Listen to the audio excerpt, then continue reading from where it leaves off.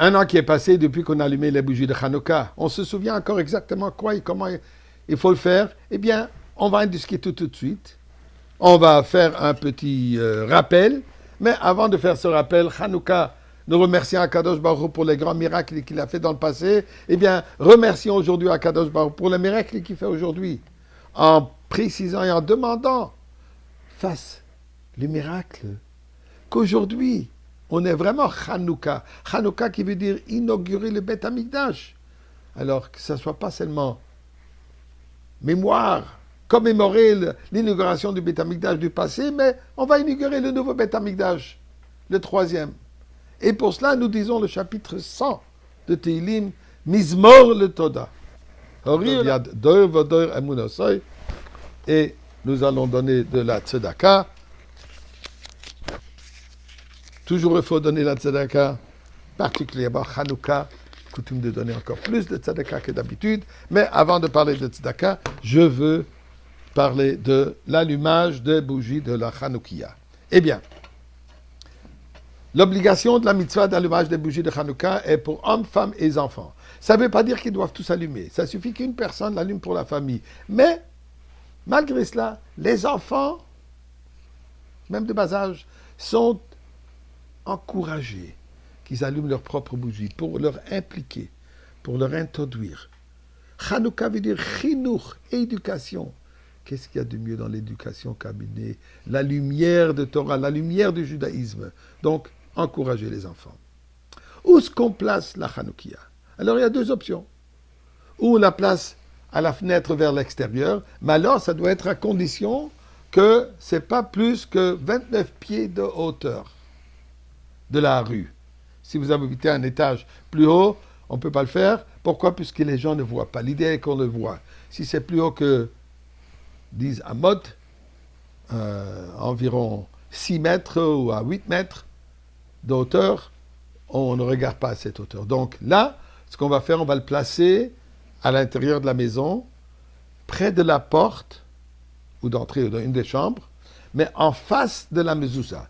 Donc d'un côté, du côté droit, nous avons la mezouza, et du côté gauche, nous avons la menorah, donc entourée de mitzvot. Eh bien, on prend la Hanoukia. Le soir, donc ce soir, on place une bougie, comme vous voyez, au côté droit, face à vous, de la menorah. Une fois qu'on a placé cela, on va prendre le shamash. Je dépose ça pour une seconde. On va prendre le shamash, une bougie, une allumette, préférable une bougie. Ça dépend. Oh, je m'excuse, j'ai oublié de dire.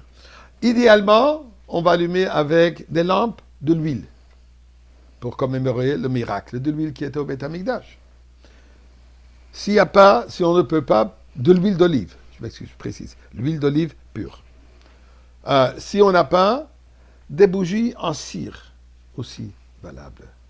Cire d'abeille. Sinon, toutes les bougies sont valables. Habituellement, aujourd'hui, on prend des bougies colorées, la couleur n'est pas importante. Donc, on a placé une bougie, on va allumer le shamash, on va faire comme il se doit. M'excuse, prenez une allumette qui s'allume, et on allume le shamash. Assurez-vous que c'est bien protégé, que vous n'êtes pas trop près de rideaux, que la chaise ou la table sur quoi vous allez placer la menorah, elle est sécuritaire. On entend trop de catastrophes qui sont arrivées à propos avec les Hanoukia qui n'ont pas été fait sécuriser. On a le shamash allumé. On va faire ce soir les premiers 3 brachot. L'adnik Hanouka, allumer la bougie de Hanouka, le miracle, et comme chaque nouvelle mitzvah, Shechianu. Une fois qu'on a fait les 3 brachot, on va allumer la bougie et on va placer le shamash. On va placer le shamash là où il se doit. Ça brûle minimum d'une demi-heure. Ceci si on allume le soir après le coucher du soleil, après la tombée du nuit. Vendredi soir, il faut avoir des bougies qui... Hop, maintenant, si ça s'éteint, exactement ce qu'on vient de voir, on prend le shamash, pas une autre bougie qui est présente, mais le shamash, on va rallumer. Pas nécessaire de faire encore une bracha, mais il faut la rallumer pour assurer que ça brûle au moins une demi-heure. Demain soir, on va faire une deuxième bougie, on va l'ajouter ici, à côté, et après avoir fait la bracha, on va d'abord allumer la nouvelle bougie et ensuite l'ancienne. C'est ça le système, comment il faut allumer les bougies de Hanouka. Autre coutume de Hanouka, je m'excuse, comme j'ai dit, il faut rester assis près de la bougie pendant une demi-heure et bien écouter ce que ces flammes nous racontent. La flamme juive, la flamme éternelle, une petite flamme que personne n'a pu éteindre. Écoutons cette histoire, partageons cette histoire avec nos enfants afin que la lumière, elle brûle éternelle, la lumière de Mashiach. Joyeux Hanouka.